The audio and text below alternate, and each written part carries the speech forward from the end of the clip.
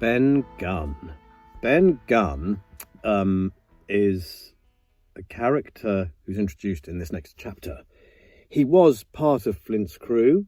He was a pirate, so he was as ruthless and proved to be as ruthless as the others in the story so far. I'm struggling a little bit with what to do with his characterization, how to portray him. The one thing it says on page 61, Ben Gunn, he answered, and his voice sounded hoarse and awkward, like a rusty lock. Oh, hoarse, really? So we've got other descriptions of other pirates through the book. We've got, he was not only red in the face, but spoke as hoarse as a crow. Israel was Flint's gunner, said Gray, hoarsely. Morgan paused, but a hoarse murmur rose from the others. One of them, I know not which it was, leapt to his feet with a hoarse cry. Then we've got things like old tottering voice that seemed to have been tuned and broken at the capstan bars. Or I never heard a voice so cruel and cold and ugly as the blind man's. And then other things through the book, sort of, he roared in a voice of thunder, but that's more about, the moment. But I've had books like this before, and we've all had them where you, as you go through, you suddenly realise a lot of the descriptions, when it's very specific to that character, will use the same words to describe the voice, and we're kind of on a bound to use those descriptions to make the characterization. But I've also got to make him a real character, and I've got to try and make it so that he is different from the others. So I'm trying to think, with Ben Gunn, what makes him different? What makes him different is that he's been marooned on this island on his own. They do talk later about him being a bit odd, but he's ruthless. But he absolutely latches onto Jim as someone who can help him, and he absolutely latches onto the side of good, but maybe just because him being on that side is better for him. Hard to say. So if I just go hoarse with him and, then Ben Gunn just becomes another pirate, doesn't he? He just becomes Long John Silver or whoever. So I think I've got to make him really difficult. He hasn't spoken to anyone for a long time, so I might make his voice break and crack, and he's got to have this kind of awe and wonder at having been saved. He never thought he would. He's sort of gone slightly mad. Something awful has happened to him over the years he's been on his own. His voice sounded hoarse and awkward. Awkward is good, like a rusty lock. It's not working. He's forcing it. I've got to put my voice. I can't find it. I've got to. Oh my God, Jim, you're going to be on my side. Oh, I'll help you. There's an excitement. I can't help being coloured in my mind by a TV drama of Treasure Island I watched when I was a kid, and I can see Ben Gunn now. He absolutely stood out to me because he had like these big goggly eyes and was just portrayed as being kind of a bit like I don't know if you know the book Stig of the Dump, but I always think of him a bit like that. A bit like a caveman. He's been through absolute hell to try and survive. That's what I'm going to try and do when we get there. Might have another, see where we go with it. But that's today's challenge. That's one of those challenges where I'll get there. I'll use everything I've said to you to kind of create the character, and then you've got to make a decision, and then you've got to stick with it. That's the tough bit. You might get 5 or 6 chapters in and go, I don't like this. Have you got time to go back and redo it? Or do you just think, well, I'm doing this for a living. I've made the decision. I stand by that decision and I plough on. Or do I just start those 5 chapters again and do another 2 days work just to get it how it should sit right in my mind? Those questions are really difficult to answer sometimes, and difficult decisions sometimes. Let's see where this challenge takes me.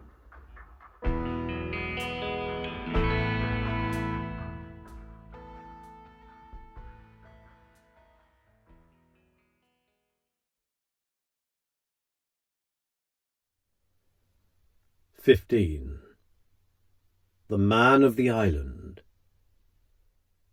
From the side of the hill, which was here steep and stony, a spout of gravel was dislodged and fell rattling and bounding through the trees. My eyes turned instinctively in that direction, and I saw a figure leap with great rapidity behind the trunk of a pine. What it was, whether bear or man or monkey, I could in no wise tell. It seemed dark and shaggy. More I knew not. But the terror of this new apparition brought me to a stand. I was now, it seemed, cut off upon both sides. Behind me, the murderers. Before me, this lurking nondescript. And immediately I began to prefer the dangers that I knew to those I knew not. Silver himself appeared less terrible in contrast with this creature of the woods, and I turned on my heel and, looking sharply behind me over my shoulder, began to retrace my steps in the direction of the boats. Instantly the figure reappeared, and making a wide circuit began to head me off. I was tired at any rate, but had I been as fresh as when I rose, I could see it was in vain for me to contend in speed with such an adversary. From trunk to trunk the creature flitted like a deer, running man-like on two legs, but unlike any man that I had ever seen, stooping almost double as it ran. Yet a man it was. I could no longer be in doubt about that. I began to recall what I had heard of cannibals. I was within an ace of calling for help, but the mere fact that he was a man, however wild, had somewhat reassured me, and my fear of Silver began to revive in proportion. I stood still, therefore, and cast about for some method of escape. And as I was so thinking, the recollection of my pistol flashed into my mind. As soon as I remembered I was not defenceless, courage glowed again in my heart, and I set my face resolutely for this man of the island and walked briskly towards him. He was concealed by this time behind another tree trunk, but he must have been watching me closely, for as soon as I began to move in his direction, he reappeared and took a step to meet me. Then he hesitated, drew back, came forward again, and at last, to my wonder and confusion, threw himself on his knees and held out his clasped hands in supplication. At that I once more stopped. "Who are you?" I asked. "Ben Gunn," he answered, and his voice sounded hoarse and awkward like a rusty lock. "I'm poor Ben Gunn, I am, and I haven't spoke with a Christian these 3 years." I could now see that he was a white man like myself, and that his features were even pleasing. His skin, wherever it was exposed, was burnt by the sun. Even his lips were black, and his fair eyes looked quite startling in so dark a face. Of all the beggarmen that I had seen or fancied, he was the chief for raggedness. He was clothed with tatters of old ship's canvas and old sea-cloth, and this extraordinary patchwork was all held together by a system of the most various and incongruous fastenings, brass buttons, bits of stick, and loops of tarry gaskin. About his waist he wore an old brass-buckled leather belt, which was the one thing solid in his whole accoutrement. 3 years, I cried. Were you shipwrecked? "Nay, mate," said he. "Marooned." I had heard the word, and I knew it stood for a horrible kind of punishment common enough among the buccaneers, in which the offender is put ashore with a little powder and shot, and left behind on some desolate and distant island.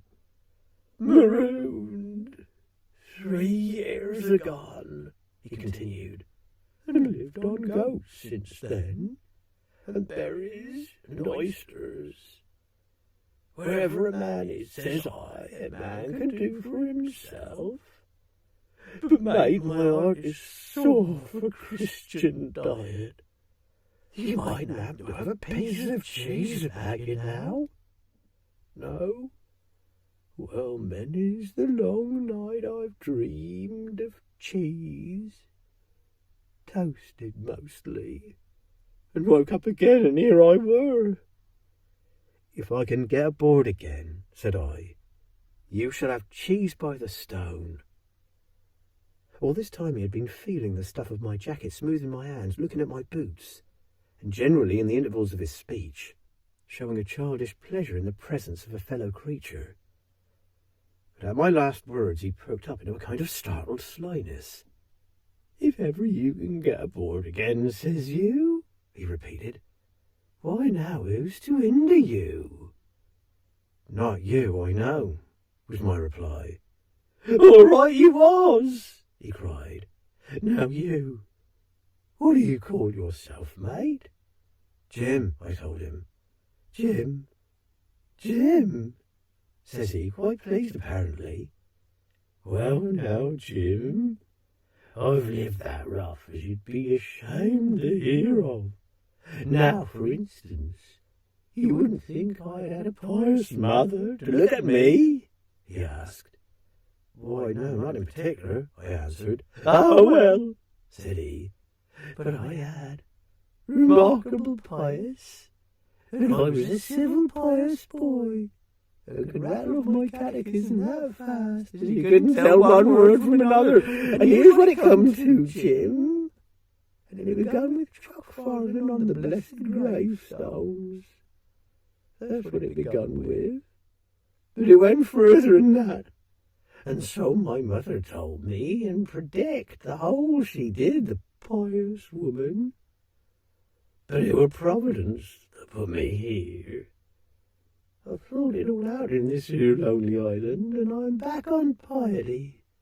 You don't catch me tasting rum so much, but just a thimbleful, for luck, of course, the first chance I have. I'm bound I'll be good and see the way too. And Jim, looking all round him and lowering his voice to a whisper, I'm rich. I now felt sure that the poor fellow had gone crazy in his solitude, and I suppose I must have shown the feeling in my face, for he repeated the statement hotly. Rich, rich, I says, and I'll tell you what, I'll make a man of you, Jim. Oh, Jim, you'll bless your stars, you will. You was the first that found me. And at this there came suddenly a lowering shadow over his face, and he tightened his grasp upon my hand and raised a forefinger threateningly before my eyes. Now, Jim, you tell me true? That ain't Flint's ship? He asked. At this I had a happy inspiration. I began to believe that I had found an ally, and I answered him at once. It's not Flint's ship, and Flint is dead, but I'll tell you true, as you ask me. There are some of Flint's hands aboard. Worse luck for the rest of us. Not a man with one leg, he gasped. Silver? I asked. Ah, Silver, says he. That were his name. He's the cook and the ringleader too. He was still holding me by the wrist, and at that he gave it quite a ring. If you was sent by Long John, he said, I'm as good as pork, and I know it. But where was you, do you suppose? I had made my mind up in a moment, and by way of answer told him the whole story of our voyage and the predicament in which we found ourselves. He heard me with the keenest interest, and when I had done he patted me on the head. You're a good lad, Jim, he said, and you're all in a clovitch, ain't you? Well, you just put your trust in Ben Gunn. Ben Gunn's the man to do it. Would you think it likely now that your squire would prove a liberal-minded one in case of help? Him being in a clovitch, as you remark. I told him the squire was the most liberal of men. Aye, but you see, returned Ben Gunn, I didn't mean giving me a gate to keep and a suit of livery clothes and such. That's not my mark, Jim. What I mean is, would he be likely to come down to the tune of, say, £1,000 out of money that's as good as a man's own already? I'm sure he would, said I. As it was, all hands were to share. And a passage home? He added with a look of great shrewdness. Why, I cried, the squire's a gentleman. And besides, if we got rid of the others, we should want you to help work the vessel home. Ah, said he. So you would. And he seemed very much relieved. Now, I'll tell you what, he went on. So much I'll tell you, and no more. I were in Flint's ship when he buried the treasure. He and 6 along, 6 strong seamen. They was ashore nigh on a week, and us standing off and on in the old walrus. One fine day up went the signal, and here come Flint by himself in a little boat, and his head done up in a blue scarf. The sun was getting up, and mortal white he looked about the cold water. But there he was, you mind, and the six all dead. Dead and buried. How he done it, not a man aboard us could make out. It was battle, murder, and sudden death, leastways him against six. Billy Bones was the mate. Long John, he was called a master, and they asked him where the treasure was. Ah, says he, you can go ashore if you like and stay, he says. But as for the ship, she'll beat up for more, by thunder. That's what he said. Well, I was in another ship 3 years back, and we sighted this island. Boys, said I, here's Flint's treasure. Let's land and find it. The captain was displeased at that, but my messmates were all of a mind and landed. 12 days they looked for it, and every day they had the worst word for me, until one fine morning all hands went aboard. As for you, Benjamin Gunn, says they, here's a musket, they says, and a spade and pickaxe. You can stay here and find Flint's money for yourself, they says. Well, Jim, 3 years have I been here, and not a bite of Christian diet from that day to this. But now, you look here, look at me. Do I look like a man before the mast? No, says you, nor I won't neither, I says. And with that he winked and pinched me hard. Just you mention them words to your squire, Jim, he went on. Nor he weren't neither. That's the words. 3 years he were the man of this island, light and dark, fair and rain. And sometimes he would maybe think upon a prayer, says you. And sometimes he would maybe think of his old mother, so be as she's alive, you'll say. But the most part of Gunn's time, this is what you'll say, the most part of his time was took up with another matter. And then you'll give him a nip, like I do. And he pinched me again in the most confidential manner. Then, he continued, then you'll up and you'll say this. God is a good man, you'll say, and he puts a precious sight more confidence, a precious sight, mind that, in a gentleman born than in these gentlemen of fortune, having been one himself. Well, I said, I don't understand one word that you've been saying, but that's neither here nor there, for how am I to get on board? Ah, said he, that's the hitch for sure. Well, there's my boat that I made with my 2 hands. I keep her under the white rock. If the worst comes to the worst, we might try that after dark. Hi, he broke out, what's that? For just then, although the sun had still an hour or 2 to run, all the echoes of the island awoke and bellowed to the thunder of a cannon. They've begun to fight, I cried. Follow me. And I began to run towards the anchorage, my terrors all forgotten, while close at my side, the marooned man in his goatskins trotted easily and lightly. Left, left, says he. Keep your left hand, mate Jim, under the trees with you. There's where I killed my first goat. They don't come down here now. They're all mast-headed on them mountings for the fear of Benjamin Gunn. Ah, and there's the cemetery. Cemetery, must have meant. You see the mounds? I come here and prayed nows and thens when I thought maybe a Sunday would be about due. It weren't quite a chapel, but it seemed more solemn-like. And then, says you, Ben Gunn was short-handed, no chaplain, nor so much as a Bible and a flag, you says. So we kept talking as I ran, neither expecting nor receiving any answer. The cannon shot was followed after a considerable interval by a volley of small arms. Another pause, and then, not a quarter of a mile in front of me, I beheld the Union Jack flutter in the air above a wood.